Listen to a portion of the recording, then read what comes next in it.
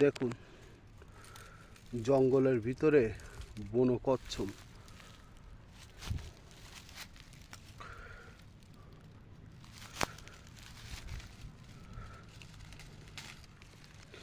কচ্ছপটা কত সুন্দর,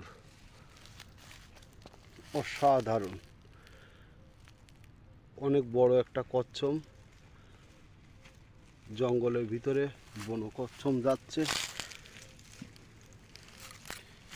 তো আসলে খুব সাহসের ব্যাপার এরম একটা কচ্ছপকে এত নিকট থেকে তার পাশ যে ভিডিও করা, এটা অনেক বড় একটা সাহসের পরিচয়।